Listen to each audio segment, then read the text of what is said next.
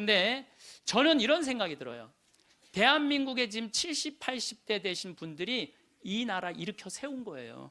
이 나라 일으켜 세우고 고생이란 고생은 다 하고, 그럼 이제 호강할 때도 됐는데 아직도 뭐가 몸에 뱄냐면 나 같은 게 무슨 호강이야, 이런 생각을 하는 분들이 너무 많아요. 그래서 여러분들 제발 집을 나가세요. 네, 네. 집을 무조건 나가야 돼요. 집을 나가야지 집안에 있으면 안 돼. 그래서 월요일 날은 경복궁이 쉬죠.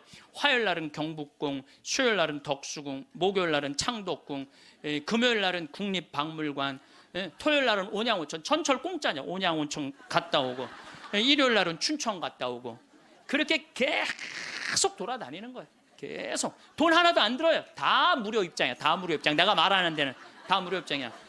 그렇게 계속 돌아다니다 보면은요, 죽을 때 어떻게 죽는다고? 지쳐서 죽는다니까. 지쳐서. 죽을 때 지쳐서 죽어야 돼. 네, 네.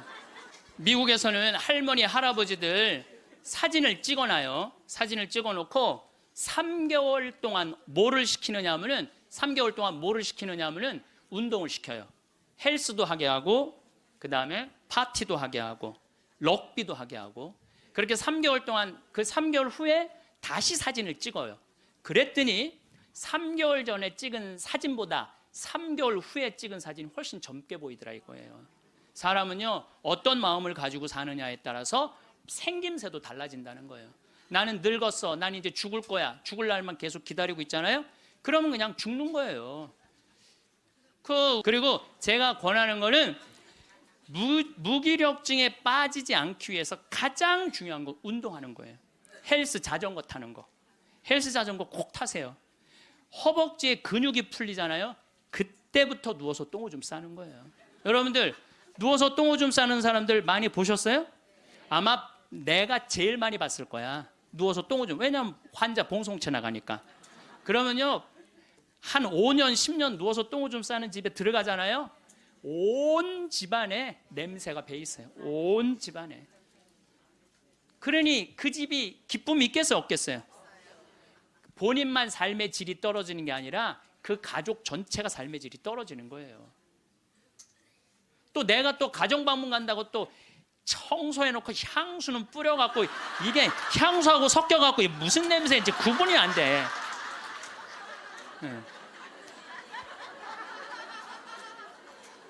그리고 여기 80 넘으신 분들 가운데 자식이 전화 안 한다고 섭섭해하지 말아요. 자식이 전화 안 한다고. 당연히 잊어먹을 때도 돼요. 그 나이 되면은. 그 나이 되면 잊어먹을 때도 돼요. 어머니 아버지가 있는지 없는지도 모르는데 무슨 전화야, 전화는. 그리고 정 목소리 듣고 싶으면 본인이 하세요. 전화기 째려보고 있지 말고. 1번 누르면 큰아들, 2번 누르면 작은 아들 나오는데 그걸 못하고 이놈의 새끼들이 손가락이 없어, 발가락이 없어, 왜 전화를 안 해? 자기가 하면 되지. 그래서 늙어서는 뭐를 버려야 되냐면 거지 근성을 버려야 돼요. 누가 나한테 해주겠지, 날 찾아와 주겠지, 이런 생각 절대 하지 말라는 거예요.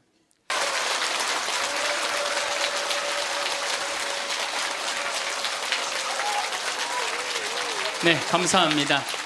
시작기도 바치고 강의 시작하도록 하겠습니다. 예전에는 40살, 50살까지 살 때는 치매가 뭔지, 노년의 외로움이 뭔지도 모르고 살았어요. 그런데 이제는 70, 80, 100, 110살까지 살면서 점점 사는 게 재미가 없어져요. 그래서 나이가 들면은 뭐가 드느냐면 무기력증이 든다고 말씀을 드렸어요. 여러분들 사는 게 재미가 하나도 없고 무기력증에 빠지면 그 다음에 오는 건 우울증이에요. 이제 병으로 발전해요. 우울증이 오고 나면 그 다음에 오는 건 자살밖에 없어요. 그래서 우리나라 그 할머니들, 65세 이상 할머니들 그 우울증을 조사해 보면은 부부가 같이 노년에 살면 우울증이 21% 온대요. 그리고 자식하고 살면 27%가 온대요. 그러니까 여러분들 늙어서 자식들하고 살면은 행복할 것 같죠? 행복하지 않아요. 그러니까 여러분들 나는 늙어서 자식한테 효도받고 산다? 아니에요. 나이를 70, 80, 90 넘어가면서 자식하고 살면은요 서름받고 섭섭하고 또 내 마음 몰라주고 내가 저를 어떻게 키웠는데 나를 이렇게 무시해? 자기 오래 사는 줄 모르고 섭섭한 것만 생각해요.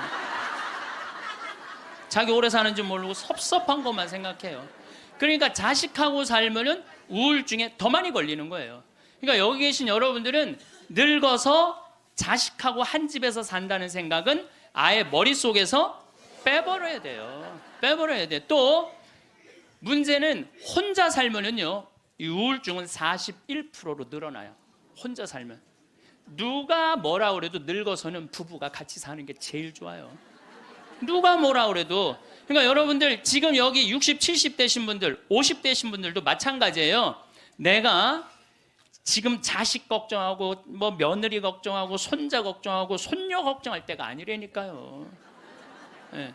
남편 걱정하고 아내 걱정해야지 자식들 걱정할 일이 아니에요. 여러분들 이번에 니마 그 강을 건너지 마오. 그거 보셨어요? 네, 보셨죠? 저는 그 니마 그 강을 건너지 마오를 우리 직원들하고 보면서 저는 참 많이 울더라고요. 많이 울었죠, 여러분들도. 근데 난 그 우는 게 이해가 안 가. 왜 울어? 여러분들 할아버지 98, 조병만 할아버지, 할머니 89, 강계열 할머니. 여러분들 89, 89살에 눈 오면 눈싸움하고 놀고 그렇잖아요. 낙엽 떨어지면 낙엽 가지고 놀고 꽃 피면 꽃 꽂아서 머리에 꺾어주고 냉이 씻을 때 물에 물장구 치고 놀고. 여러분들 89살, 98살에 그렇게 산다는 건요 늘 내가 강의 때 말하는 대로 사는 분이에요. 얼마나 행복해요. 저는 그 두 분의 이렇게 사는 모습을 보면서 참 보기 좋더라고요. 저렇게 마지막에 아름답고 경치 좋은 데서 자식들하고 안 살고 그 부부가 같이 그렇게 한복 꼭 같은 색깔 입고 얼마나 좋아요. 100살까지 그렇게만 살 수 있다면 여러분들 그건 대복을 탄 거예요. 저는요 중간에 무슨 장면이 나오느냐 하면은 이 할머니 생일날 자식들이 와서 밥을 먹다가 싸워요. 싸우는 거 보셨죠? 네. 뭐 네가 한번 아버지 아팠을 때 병원에 모시고 갔냐, 전화라도 한번 했냐. 그 싸우는 걸 보면서 많은 사람들은 가슴 아프게 생각을 하는데 전 전혀 그렇게 생각. 이건 여러분들 모두의 일이에요. 앞으로 대한민국의 모든 집에서 일어날 일이에요. 그리고 나는 그 자식들 100번 이해가 돼요. 100번 그 자식들 이해가 돼요. 여러분들 생각을 해보세요. 98이면 아들이 68살이야. 아들이 68살이면은 자기도 힘들어. 자기도 70에 들어섰는데 98살 먹은 아버지 언제 챙겨요? 98 먹은 아버지. 여러분들 생각을 해봐요. 여러분들 딸이 하나 있는데 40살까지 시집도 안 가고 80 다 된 내 옆에 붙어 살아. 그럼 그 딸 이뻐요, 미워요? 그리고 그냥 돈이라도 벌어오면 좋은데 돈도 안 벌어와. 돈도 안 벌어오고 계속. 그리고 이런 우리나라 캥거루족이 몇 명이냐면은 100만 명이래요. 그러니까 어머니가 70, 80이 다 됐는데도 그 어머니 등골에 붙어서 빼먹는 거야. 자긴 돈도 안 벌고. 여러분들 그런 딸들이 자기가 독립하지 않고 계속 부모 힘들게 하면 그 딸 밉잖아요. 그럼 입장을 바꿔놓고 생각해보자 이거야. 내 나이가 60이 됐는데 아버지가 100살 되도록 안 죽고 계속 내 등에 붙어 살면은 60 먹은 자식은 힘들 것 같아요? 안 힘들 것 같아요? 똑같은 입장이에요. 계산상 안 맞는다는 계산상. 자식을 20년 키웠으면 20년만 얻어 먹어야지. 근데 이제는 20년 키우고 40년, 50년, 60년 얻어 먹는다니까요. 지금 50살 되신 분들은 110살까지 산다고 말씀드렸죠? 그러면은 지금 50살 된 분들 110살까지 살면은요, 60살서부터 자식 기대고 산다면은요, 몇 년 얻어 먹는 거야? 50년 얻어 먹는 50년. 지금 40살들은요, 120살까지 사는 거야. 그럼 60살서부터 자식 기대서 얻어먹고 산다면은요 60년 얻어먹는 거예요. 20년 기껏 키우고 난 다음에 60년 얻어먹는 게 말이 돼요? 그러니까 이제는 자식하고 산다는 거는 자식이 늙어서 나를 책임진다는 건 상상도 하지 말라는 거예요. 누가 책임져야 돼? 내 인생은? 내가 책임지는 수밖에 없어요. 아니 제가 늘 드리는 말씀이지만은 저는 고등학교 3학년 때까지 어머니 아버지가 저를 키웠어요. 저는 뭐 우리 집 막내로서 정말 사랑 많이 받고 자랐어요. 그 신학교 들어가니까 누가 날 키워줬어? 교회가 날 키워줬어. 신학교 교회가 신부되고 보니까 너무 고마워. 그래서 20년 동안 나 키워준 어머니 아버지한테 은혜를 갚으리라. 내가 받은 만큼은 돌려주리라. 그래갖고 내가 첫 신부 돼갖고 첫 사목 활동비 받았을 때 45만 원인가 받았어요. 그 24년 전에요. 어머니 2만 5천 원, 아버지 2만 5천 원 용돈 드렸다니까요. 그렇게 20년 동안 한 달도 안 빠지고 용돈 드렸어요. 4년 전에 끝났어. 4년 전에 계산 끝났어요. 그런데도 어머니 아버지가 갈 생각을 안 하네.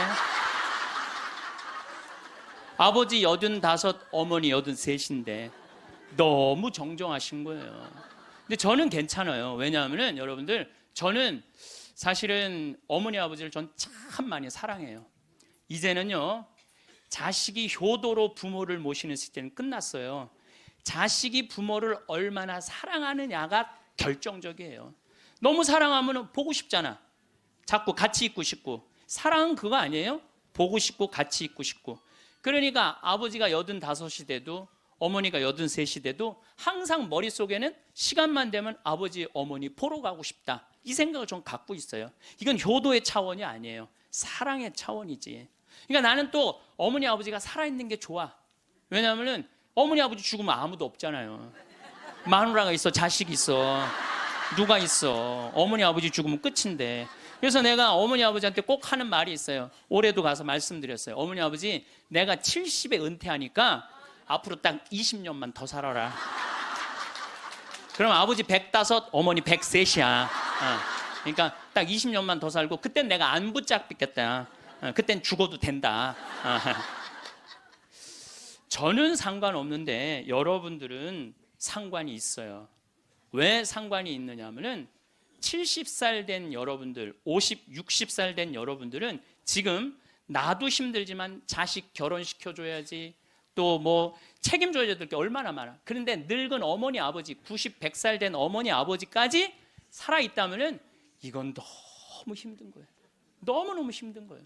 그러니까 인생이 즐거운 게 아니라 인생이 온통 짐이야, 짐. 그러니까 온통 짐이 되기 싫으면은요, 여러분들 짐이 되기 싫으면요, 내 인생은 이제 내가 책임지는 거예요. 내 인생을 내가 책임지는 방법은 딱 한 가지밖에 없어요. 자식 학원 끊는 거예요.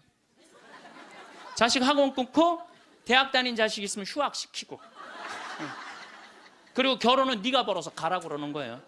이 대한민국 이 세 가지가 안 되잖아요. 그럼 모두가 불행할 수밖에 없어요. 근데 우리나라 애들이 지금 얼마나 허약하냐 하면 우리 생태마을은 참 일이 1년 내내 일이 너무너무 많아요. 그래서 사람이 많이 필요해요. 사람이 많이 필요해갖고 내가 고등학교 졸업생들 많이 뽑았어요. 근데 10명 중에 9명은 가요. 일주일도 일을 못하고. 10명 중에 9명이 왜 일주일도 못하고 가는 줄 알아요? 초등학교, 중고등학교 24시간 책상에만 앉아 있었던 애들이야. 책상에만. 그러니까 끈질기게 노동을 하는 걸 배워본 적이 없어. 여러분들 유럽 아이들, 미국 아이들은요, 이 스포츠를 너무너무 중요하게 여겨요. 그래서 토요일 날 일요일만 되면은 엄마 아빠들이 애들 운동하는 거 계속 지켜봐요. 그래서 내가 이번에도 그 미국 쪽에 이 워싱턴 쪽에 강의를 갔는데 그러더라고요. 여기 우리 사회는요, 운동을 못하면 사람 대접을 못 받는다는 거예요. 자기 아들 지금 럭비를 시킨대. 우리나라 럭비를 시키는데 초등학교 6학년 애야. 너무너무 럭비를 잘한다는 거예요. 그러니까 그 럭비 데리고 다니는 게 일이야.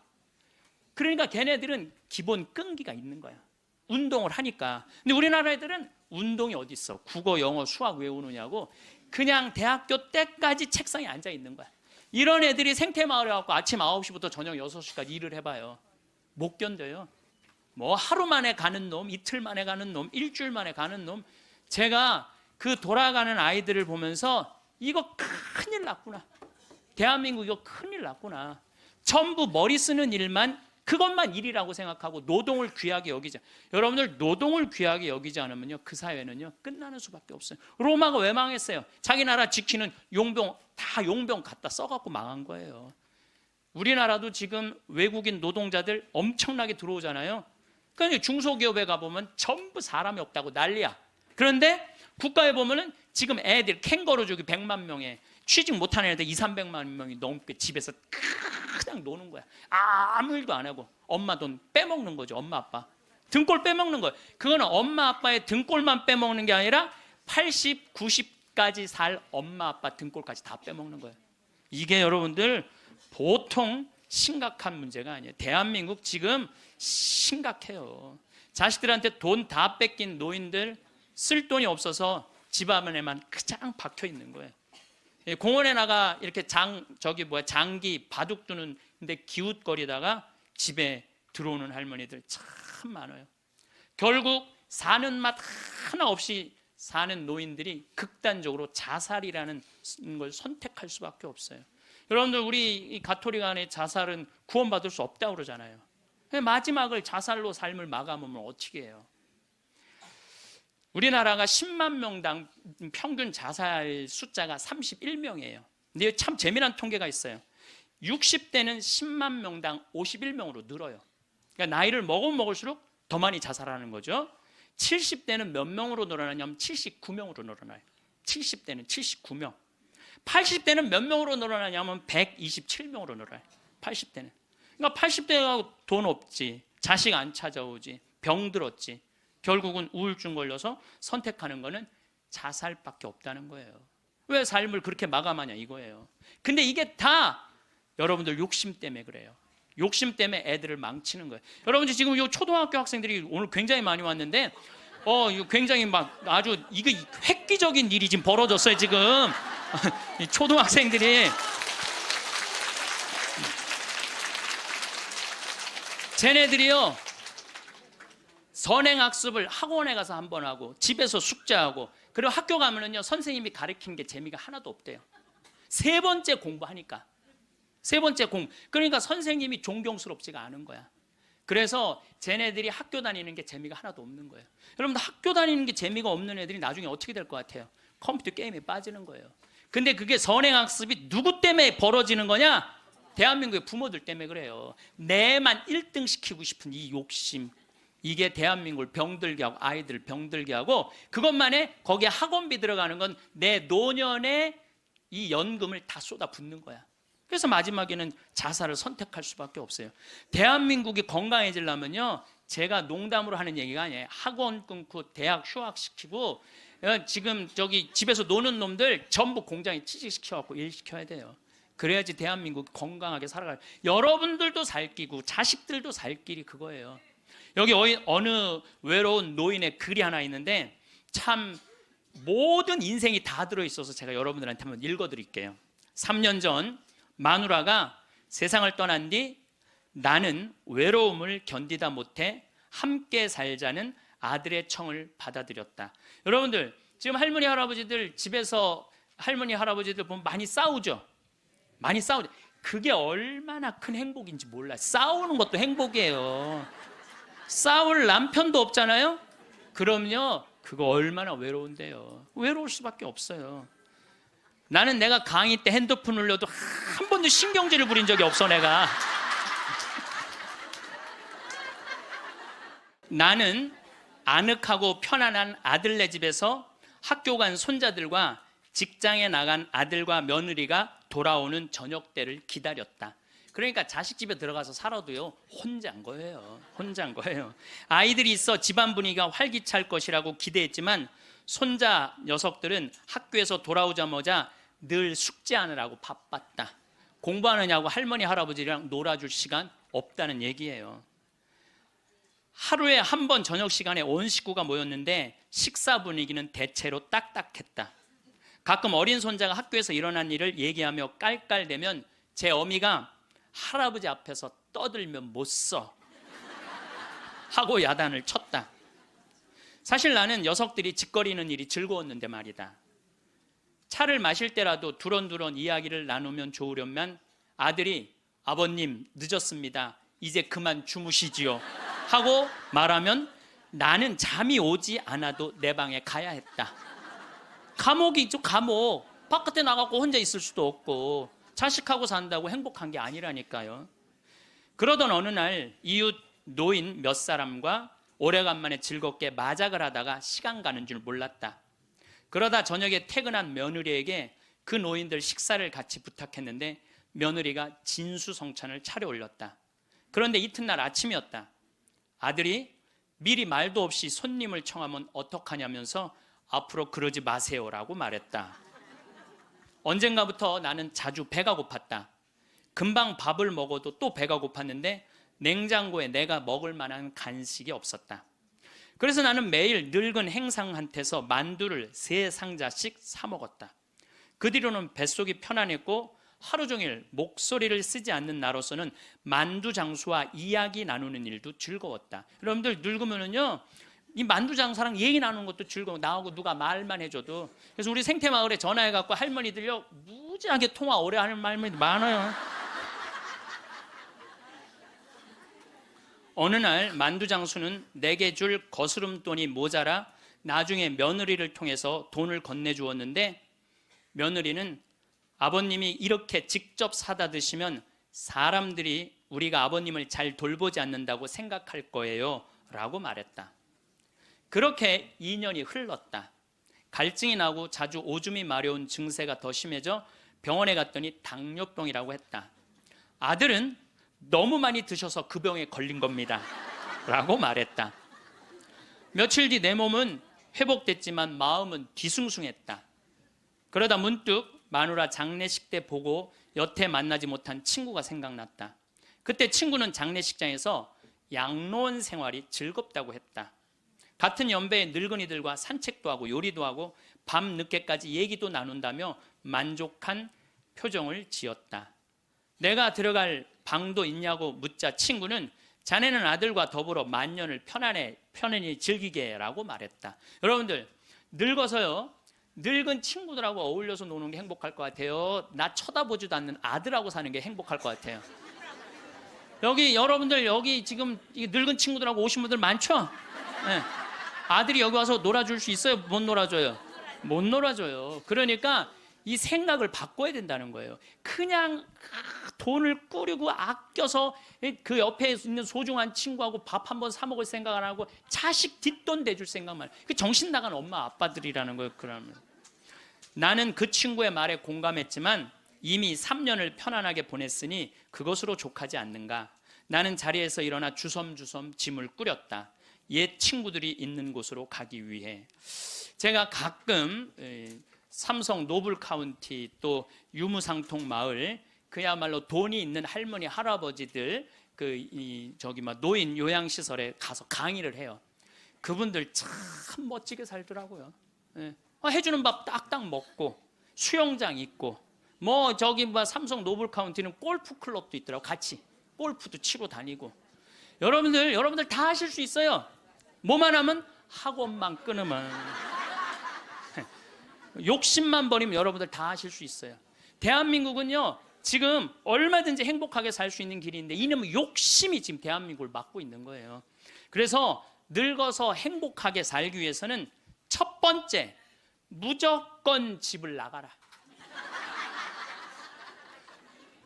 나이 먹어서 외롭지 않게 사는 방법은 일단 해만 뜨면 집을 나가야 돼요.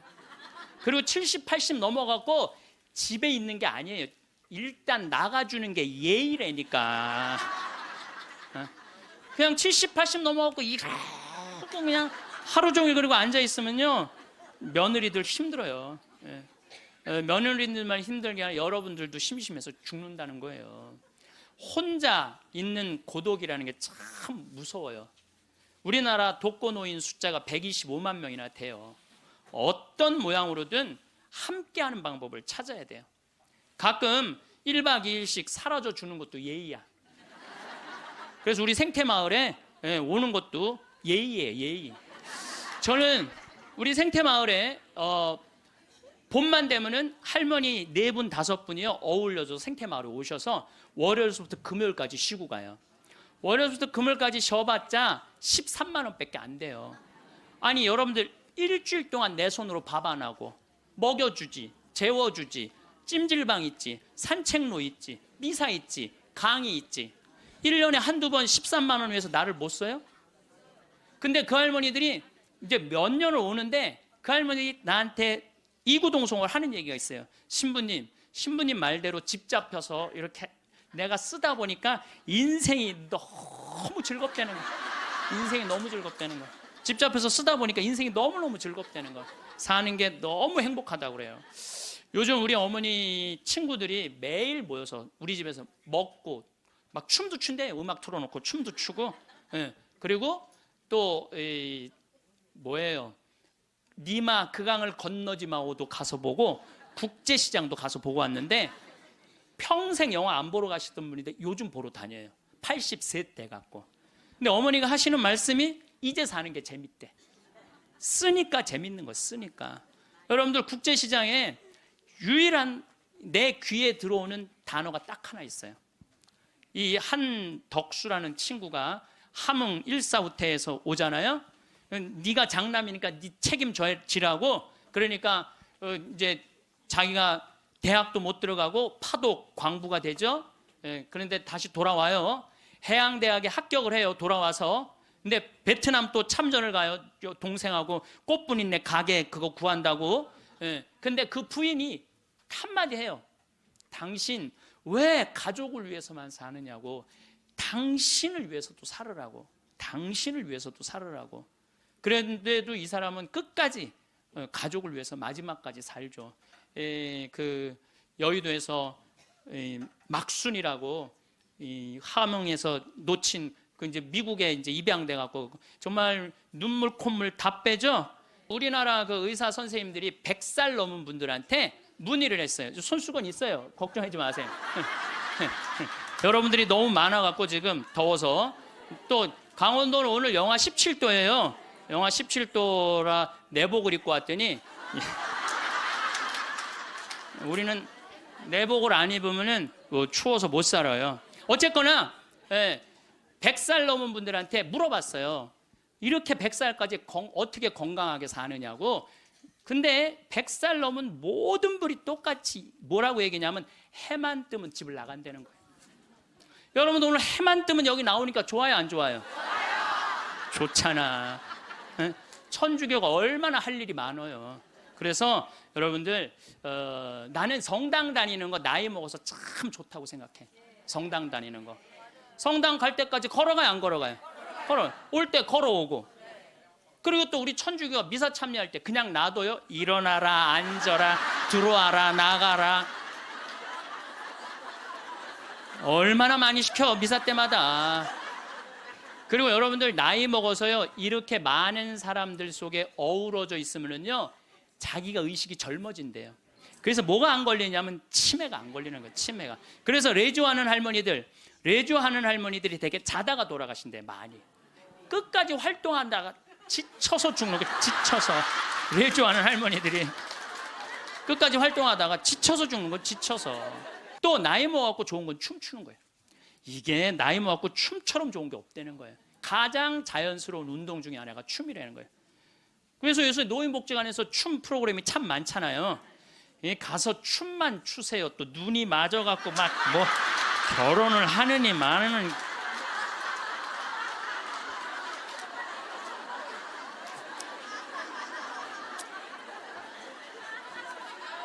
돈 쓰는 거 아깝다고 72%의 돈 쓰는 거 아깝다고 72%의 할머니 할아버지들이 아무것도 안 해서 집에만 있는다는 거야. 우리나라에 지금 72%의 할머니 할아버지들이 돈 쓰는 거 무섭고 아깝다고 아무것도 안 하고 집에서 있는다는 거예요. 그런데 이 중에 45%는 극빈자예요. 극빈자라고 그러는 거는 정말 어려운 분들이 우리나라 OECD 국가 중에 노인 가장 가난한 나라가 우리나라예요. 이것도 참 슬픈 일이에요. 왜냐하면 우리나라가 정말 잘 사는 나라거든요. 여러분들 우리나라 잘 사는 나라인지 모르세요?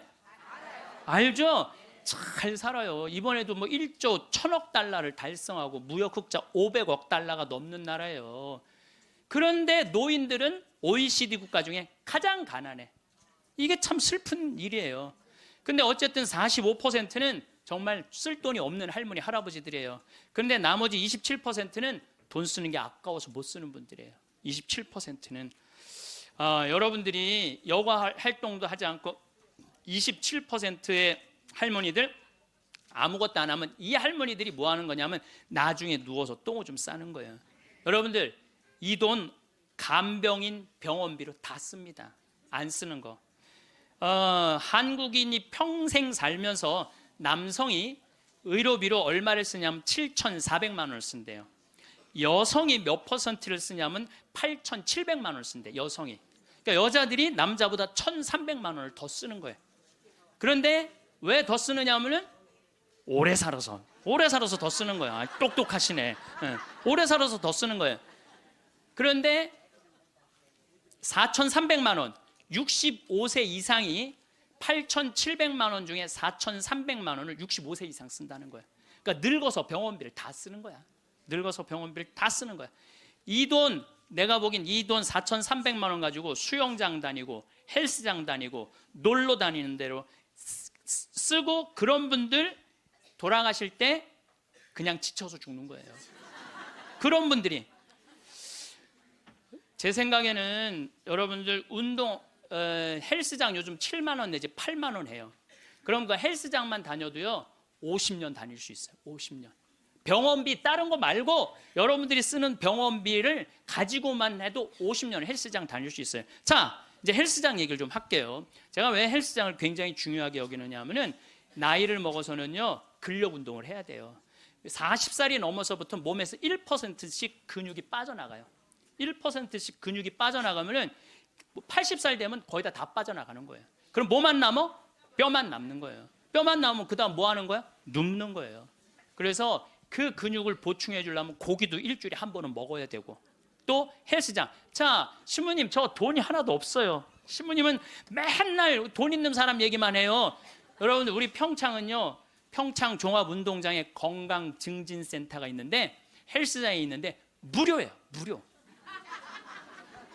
이게 우리 평창만 무료가 아니라 여러분들 주위에 무료 헬스장 널려 있어요.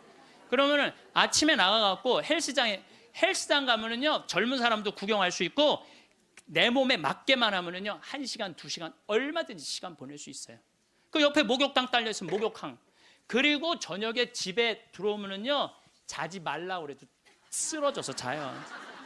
네, 자지 말라 그래도 쓰러져서 자요. 근데 문제는 뭐냐면은 할머니들 중에 이런 분들이, 신부님 나이를 먹으니까 잠이 안 와. 이런 분들은 왜 잠이 안 오냐면 하루 종일 소파에 앉아갖고 여러분들 누워서 똥오줌 싸는 아버지를 모시면서 어떤 분이 일기를 썼어요. 극히 일부만 제가 옮겨놓을게요. 이 참 내용이 참 가슴이 참 짠해요. 이 더 기가 막힌 내용도 있는데 내가 이 방송이라 정말로 정말 우리들이 들을 만한 객관적인 내용만 쓴 거예요. 어제는 불효를 했다.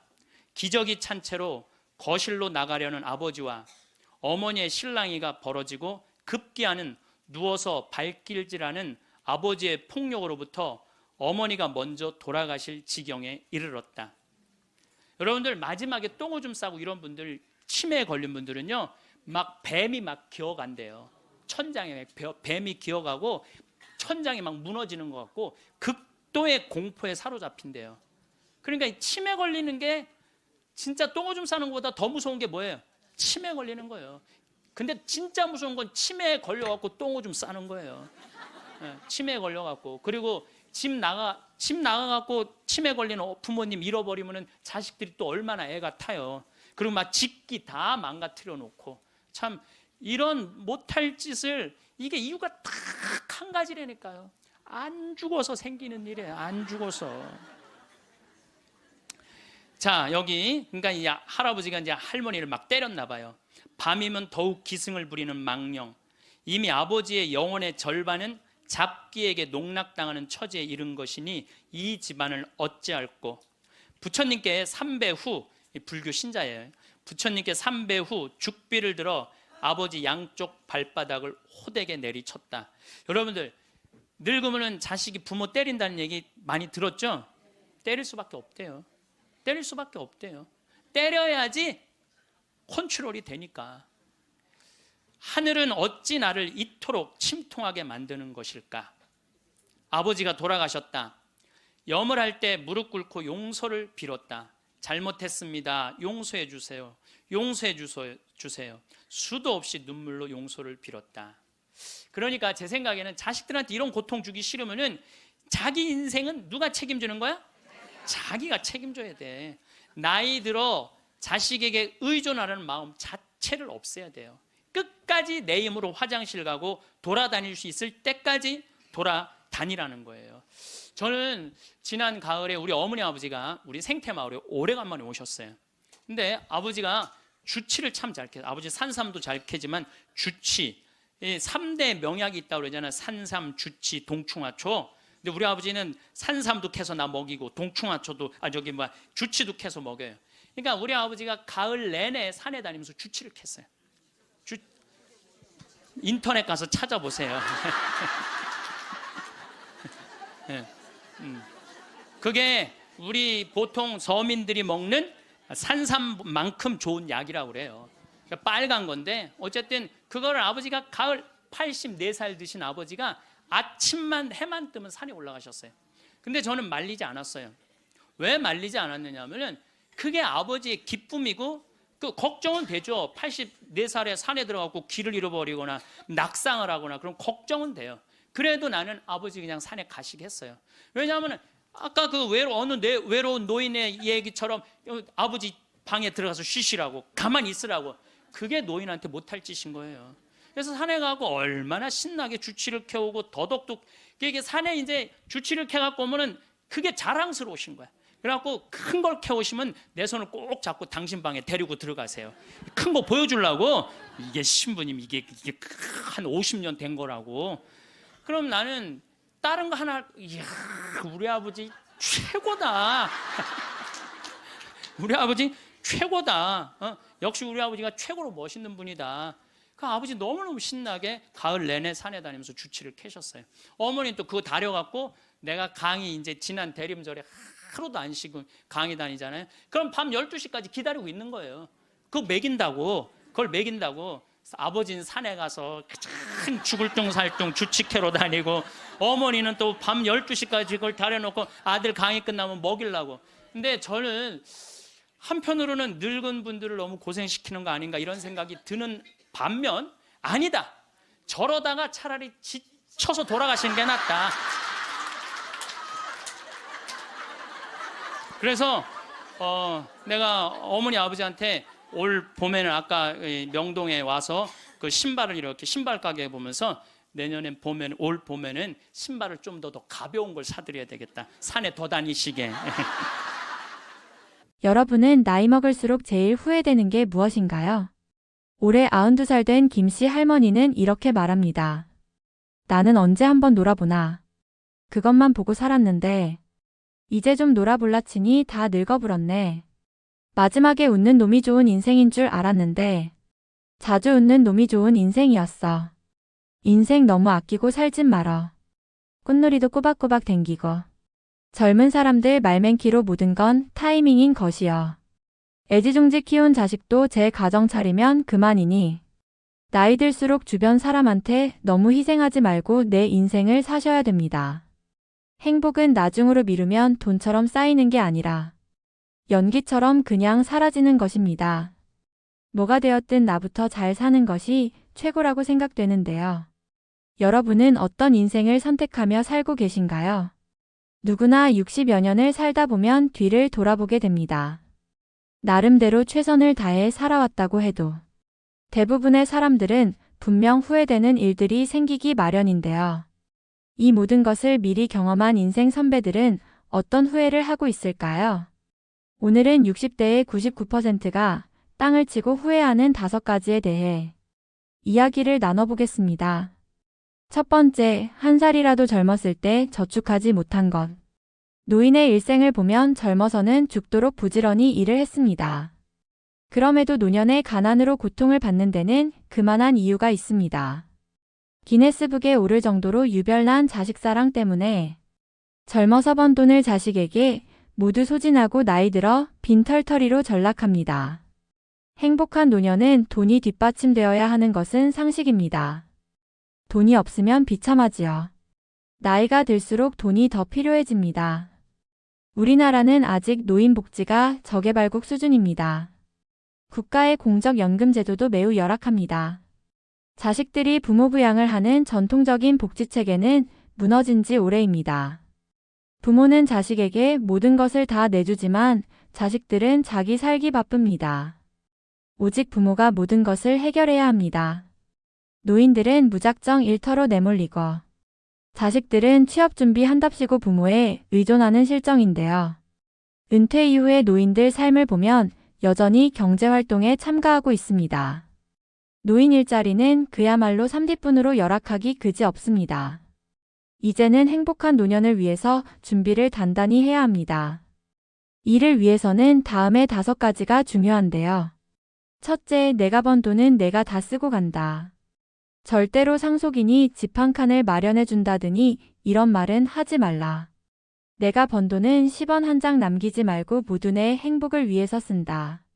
둘째, 자식은 하루빨리 독립하도록 한다. 캥거루족에서 보듯이 자식을 끼고 사는 노인은 불행하다. 대학 졸업하고서 직장 잡으면 스스로 삶을 헤쳐나가도록 자식 교육을 철저히 시킨다. 셋째, 젊어서 일찍부터 경제교육을 철저히 실천해 옮긴다.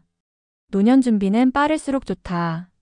젊어서 경제관념을 철저히 하지 않으면 빈곤한 노년을 맞이한다.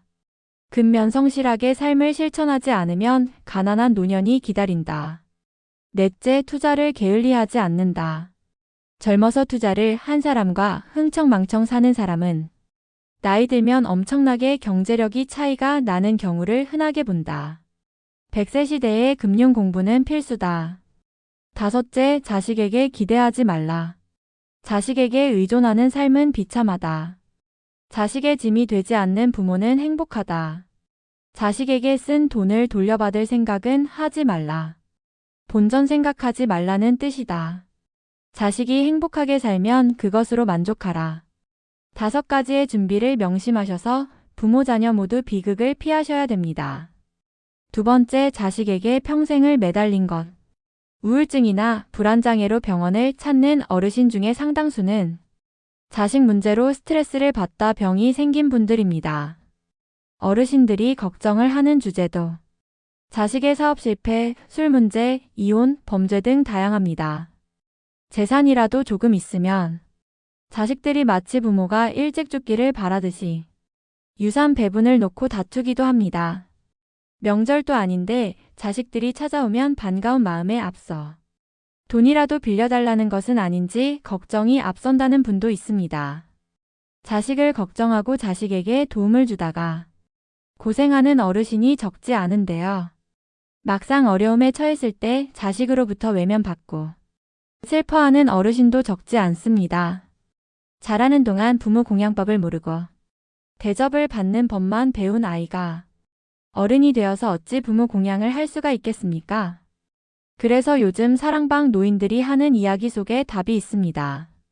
박씨 할머니는 자식 하나 출세 위해 공부시키려 모든 것을 팔아 뒷바라지하여 의사가 된 아들이 있습니다. 며느리는 시어머니를 무슨 이유에선지 배척합니다. 허름한 쇠빵 얻어주고 개밥 주듯 생활비 20만 원 주면서 아들 집에도 부모 마음대로 출입을 못하게 한다고 하는데요. 할머니가 며느리에게 전화하니 시어머니에게 노후 준비 문제를 따져댑니다. 노후 준비 못한 이유를 아들 의사 만들었지라고 대답하면 며느리 말은 부모가 학비를 대는 것은 당연한 것 아니냐고 반문하더랍니다.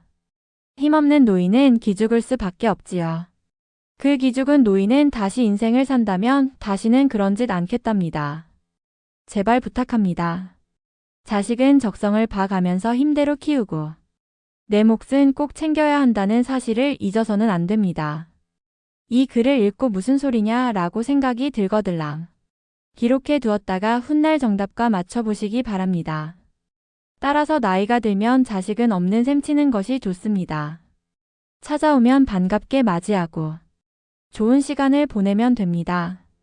그러나 자식이 소홀하게 대한다고 서운해하지는 말아야 합니다. 그리고 자식에 대해서 신경 쓸 시간의 절반이라도 부부 서로에 대해서 신경 쓰고 아껴주면 말년이 더 행복해지는 지름길입니다. 60대의 99%가 땅을 치고 후회하는 세 번째, 여행을 내일로 미룬 것. 나이 들어서도 매 순간 계속해서 좋은 추억을 만드는 것이 중요합니다. 젊었을 때의 추억만이 나이 들어 힘이 되는 것이 아닙니다. 누구나 100살까지 살 수 있는 세상, 나이 들어서 만들어진 좋은 추억도 훌륭한 인생 미천이 되는데요. 70세 이상 노인분들은 다른 지역, 다른 환경에서 자랐어도 한 가지 공통점이 있습니다. 그들 대부분이 한 지역에서 어린 시절을 줄곧 보냈다는 점입니다. 적어도 수십 년은 고향을 떠나지 않고 살았습니다.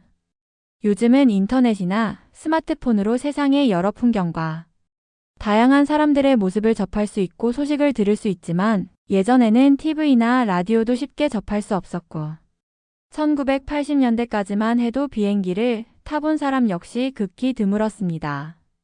그들이 아는 세상은 한계가 있었습니다. 그래서 얼마나 많은 곳을 다녀왔건 혹은 한 곳에서만 줄곧 살았건 상관없이 공통적으로 인생의 선배들은 여행을 더 많이 했더라면 이라고 아쉬움을 표현합니다. 삶의 마지막에 서 있는 인생 선배들은 하나같이 여행에 큰 의미를 두고 있는 것이지요. 다른 곳에 지출할 돈을 아끼거나 먼저 사용해도 좋을 만큼 여행은 가치 있는 일이라고 말합니다. 여행은 견문을 넓혀주고 삶의 구심점을 찾게 도와주며 여러 가지 새로운 것들에 도전하게 해주므로 아주 많은 이익을 준다고 얘기합니다. 또 여행하면 나이가 들어서도 세상을 제대로 볼 수 있는 특별한 힘을 주고 인생을 잘 살았다는 기분도 느끼게 해줍니다. 주저할 이유가 없는 것입니다. 자, 여러분도 이제 가고 싶은 곳, 보고 싶은 곳 목록을 만들어 보세요. 그리고 편안하게 여행할 수 있는 시기를 계획하세요. 많은 인생의 선배들이 삶의 마지막 10년은 여행을 더 많이 다니지 못한 것을 후회하며 보내는 경우가 더 많다는 것을 잊지 말아야 하겠습니다. 60대의 99%가 땅을 치고 후회하는 네 번째, 기회가 왔을 때 머뭇거렸던 것. 우리 주변을 보면 자신의 가능성을 적게 보고 칸막이로 둘러싸인 사무실이나 좁은 공간에 꼼짝 않고 틀어박혀 제한된 공간이 주는 익숙함 속에 머무는 사람들이 있습니다. 고생할까봐 또는 새로운 환경이 두려워서 외국에서 몇 년 보낼 기회를 포기하는 사람들도 많습니다. 스스로 정한 한계의 틀에 자신을 가두고는 거기서 벗어나려고 하지 않는 것이죠. 그러나 인생 선배들은 이런 태도를 크나큰 실수라고 꼬집습니다. 새로운 기회가 올 때마다 네라고 답하고 적극적으로 맞아야 한다고 말이죠. 같은 기회가 두 번씩 오는 경우는 드뭅니다. 좋아해보자라고 받아들이는 순간 흥미로운 일들이 연이어 일어난다는 걸 그들은 강조합니다. 누구든 새로운 일을 통해 또 다른 무언가를 배울 수 있고 여러 가지 방식으로 보상받을 수도 있습니다. 아니요, 못하겠는데요, 하고 싶지 않은데요 라고 말하는 사람은 사실상 많은 것들을 놓치는 것입니다. 수십 년 직장을 다니며 간부가 되었고 조기 퇴직을 해도 될 정도로 돈도 벌었지만 든든한 은퇴 자금에도 불구하고 늘 정체돼 있었던 자신의 직장 생활이 후회스럽다고 말하는 사람들이 많습니다. 새로운 기회나 도전할 일이 생겼을 때 이를 받아들이지 않고 관성적인 일에만 매달리다 보니 한 번도 열정과 의욕을 느껴보지 못했기 때문입니다. 그러니 후회되지 않는 삶을 살려거든 새로운 기회가 생겼을 때 긍정적으로 받아들여야 한다. 그렇게 한다면 그렇지 않은 경우보다 훨씬 후회가 적을 것이라고 인생 선배들은 조언해주고 있습니다. 마지막 다섯 번째, 건강관리에 소홀한 것. 60대 사람들이 가장 많이 후회하는 것 중 하나는 인생 초기에 건강을 소홀히 한 것입니다. 앞으로 인간의 수명은 점차 수직적으로 늘어날 전망입니다. 그러나 건강 관리를 잘못하여 오랫동안 침대에만 누워 지내다 죽음을 맞이한다면 장수는 아무런 의미가 없는 것 같습니다. 노후의 건강 관리 어떻게 해야 할까요? 노인 어시와 B씨가 있었습니다. 어시는 100세까지 살았지만 75세의 나이에 찾아온 질병으로 무려 25년을 병원과 집만 오가며 거의 침대에 누워 지내야 했습니다. 반면 B씨는 87세까지 살았지만 죽기 얼마 전까지 텃밭에 나가 취미 삼아 기르던 상추와 고추를 손질하고 부인, 친구들과 단풍 구경을 가는 등 건강하게 활동하며 살았습니다. 과연 누구의 삶이 더 행복하고 이상적인 노후라고 할 수 있을까요? 사람은 누구나 오래 살기를 꿈꿉니다. 하지만 오래 산다고 다 행복할까요? 몸이 불편해 5년, 10년씩을 침대에 누워서 보내야 한다면 또 노후에 소일거리를 찾지 못해 집에서 온종일 텔레비전이나 보며 지낸다면 그것이 행복하다고 할 수 있는 것일까요? 긍정적인 장수는 본인도 행복하고 가족 구성원들도 즐겁지만 부정적인 장수는 본인도 고통스럽고 가족도 힘들게 합니다. 중요한 것은 얼마나 오래 사느냐가 아니라 얼마나 건강하게 사느냐입니다. 기계도 오래되면 녹이 슬고 마모되어 예전만 한 성능을 발휘하지 못합니다. 그러다가 점점 망가지는 곳이 늘어나면서 결국 더 이상 고칠 수 없는 고장난 기계가 되고 맙니다. 사람의 몸도 마찬가지입니다. 기계에 녹이 슬듯이 나이가 들수록 혈관에 혈전이 생기고 장기의 기능이 점점 약해지는 등 건강에 적신호가 켜집니다. 그러나 이런 노화를 당연한 것으로 여겨서는 안 됩니다. 노화 자체는 우리 힘으로 막을 수 없지만 노력을 통해 노화의 속도를 늦추는 것은 가능합니다. 노화의 시계가 느리게 갈수록 우리 몸은 건강하고 노후도 행복해집니다. 노후의 건강을 지키기 위해 다음 사항을 유념하시길 바랍니다. 뼈와 근육의 건강을 챙겨야 합니다. 80세가 되면 30세에 비해 근육의 3040%가 감소합니다. 특히 하지의 근육 감소가 현상이 심해집니다. 뼈의 단단함을 나타내는 골밀도는 20대에 최고조에 달해 그 이후 매년 0.5% 정도 감소합니다. 특히 여성은 폐경기 이후 골밀도가 315년 동안 매년 23%씩 감소합니다. 젊어서부터 꾸준한 근육 운동과 영양 섭취, 관절 관리 등을 통해 뼈를 튼튼히 하는 것이 좋습니다. 또 뇌의 건강을 챙겨야 합니다. 기억력, 인지력, 학습 능력 등의 감퇴는 자연적인 노화 현상입니다. 혈관성이 아닌 알츠하이머성 치매는 사실상 예방이 불가능하다고 합니다. 그러나 꾸준한 지적 활동인 독서와 바둑, 카드게임 등 손을 많이 움직이는 동작인 피아노 치기, 뜨개질, 젓가락질 등 오감을 자극하는 활동과 적절한 운동과 휴식 등은 뇌기능 유지에 도움이 됩니다. 여기에 긍정적이고 낙천적인 마음가짐을 갖는 것 역시 뇌를 활성화시키는 데 중요한 역할을 합니다. 더 일찍 깨닫지 못한다면 노년이 되어 누구든 후회하게 되는 5가지에 대해 말씀드렸는데요. 사람들이 하는 후회 모두 우리가 평소에 스스로를 조금만 돌아보면 쉽게 할 수 있는 것들입니다. 여러분들의 인생에서 후회되는 것들은 무엇이 있나요? 그리고 훗날 후회하지 않기 위해 어떤 노력을 하고 계신가요? 시간은 지금도 계속 흐르고 있고 우리는 언제가 될지 모르는 우리의 마지막 날을 향해 매일 걸어가고 있습니다. 진정으로 내 마음에 따르는 사람으로 살아가고 있는지, 타인의 시선에 따르는 삶을 살고 있지는 않은지, 일에만 몰두하여 소중한 내 가족과 친구들에게 소홀하지는 않았는지 한번 돌이켜보시기 바랍니다. 흔히 우리는 노후 대비라고 하면 재테크를 먼저 떠올립니다.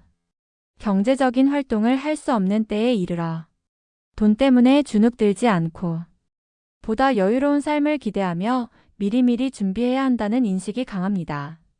경제적인 여유는 분명 삶의 질에 영향을 끼치는 중요한 부분이기는 하지만 행복을 결정짓는 전부는 될 수 없는데요.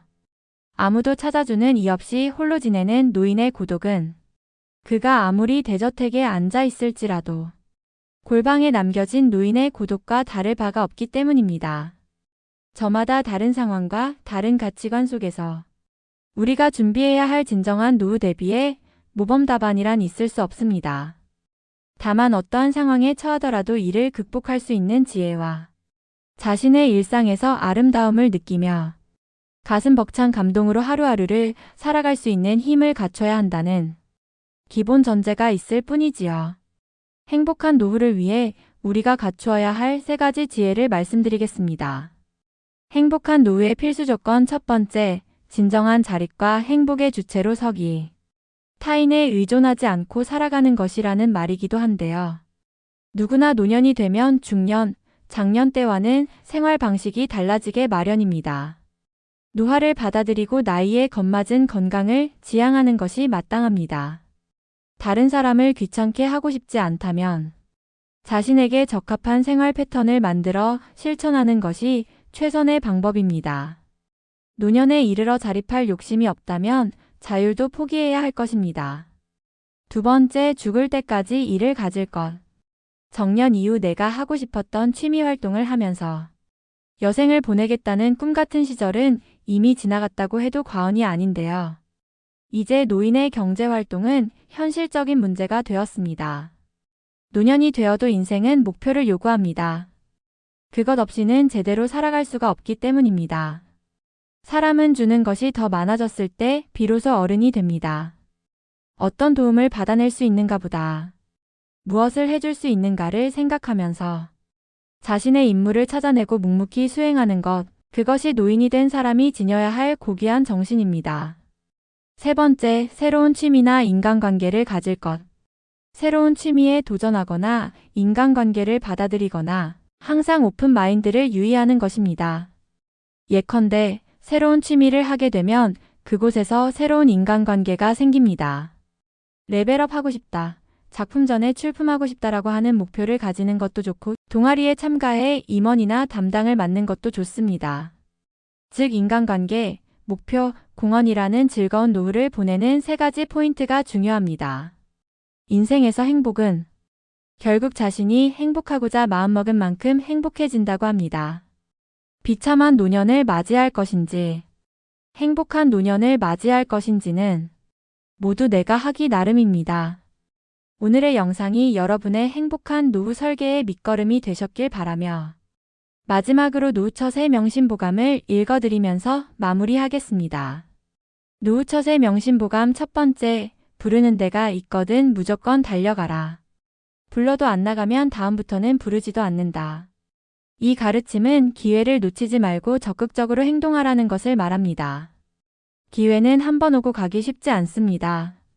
그러므로 부르는 곳이 있다면 주저하지 말고 뛰어가야 합니다. 두 번째, 아내와 말싸움이 되거든 무조건 져라. 여자에게 말로써 이길 수 없고 혹 이긴다면 소탐대실이다. 가정의 화합은 가장 중요합니다. 말싸움에서 이기는 것보다는 상대방을 이해하고 양보하는 것이 더 중요합니다. 이것이 진정한 결혼의 지혜입니다. 세 번째, 일어설 수 있을 때 걸어라. 걷기를 게을리하면 일어서지도 못하게 되는 날이 생각보다 일찍 찾아올 것이다. 건강은 가장 소중한 자산입니다. 늘 앉아만 있지 말고 걸으면서 몸을 움직이고 활발한 삶을 유지합시다. 네 번째, 남의 경조사에 나갈 때에는 제일 좋은 옷으로 차려입고 나가라. 내 차림새는 나를 위한 뽐냄이 아니라 남을 위한 배려다. 상대방을 배려하고 예의를 지키는 것이 중요합니다. 남의 행복을 함께 나누는 마음으로 가장 좋은 모습으로 나아갑시다. 다섯 번째, 더 나이 먹기 전에 아내가 말리는 것 말고는 뭐든지 시작해보라. 일생 중에 지금이 가장 젊을 때다. 시간을 낭비하지 말고 오늘 당장 할 수 있는 일은 미루지 말고 시작합시다. 인생은 짧고 소중합니다. 여섯 번째, 옷은 좋은 것부터 입고 말은 좋은 말부터 하라. 좋은 것만 하여도 할 수 있는 날이 얼마 남지 않았다. 자신을 소중하게 여기고 주변 사람들을 배려하는 마음으로 대우합시다. 좋은 행동은 좋은 결과를 가져옵니다. 일곱 번째, 누구든지 도움을 청하거든 무조건 도와라. 나 같은 사람에게 도움을 청하는 사람이 있다는 것을 고맙게 생각하라. 다른 사람들을 도와주는 것은 우리의 인간미를 보여줍니다. 서로의 부족한 점을 채워주고 따뜻한 마음을 전해봅시다. 8번째, 안 좋은 일을 당했을 때에는 이만하길 다행이다 하고 믿었던 사람에게 배신당했다면 오죽하면 그랬을까 하고 젊은 사람에게 무시당했으면 그러려니 하고 살자. 우리는 모두 어려운 시간을 겪을 때가 있습니다. 하지만 그런 시련을 이겨내고 더 나은 미래를 향해 나아가야 합니다. 9번째, 범사에 감사하며 살자. 적어도 3가지는 감사해야 한다. 나를 낳아서 키워준 부모에게, 이날까지 밥 먹고 살게 해준 직장에, 한평생 내조하느라 고생한 아내에게 감사하라. 10번째, 나이 들어도 인기를 바란다면 입은 닫고 지갑은 열어라. 손자, 손녀 만나면 용돈을 주고 후배들에게는 가끔 한턱을 쏘고 아내와는 외식을 자주 하라. 젊음을 유지하고 활기찬 삶을 살기 위해 지갑을 열고 가족과 사랑하는 이들에게 관심을 보여주고 후배들에게 조언과 지원을 해주고 아내와 함께 소중한 시간을 보내는 것이 중요합니다. 11번째, 어떤 경우에라도 즐겁게 살자. 인생은 짧고 소중한 여정입니다. 어떤 상황에서도 긍정적인 마음으로 즐겁게 살아가는 것이 중요합니다. 12번째, 보고 싶은 사람은 미루지 말고 연락을 해서 약속을 잡아 만나라. 내일 죽는다고 생각하자. 만나서 술이라도 한잔하면서 즐겁게 지내라. 시간은 누구에게나 한정된 자원입니다.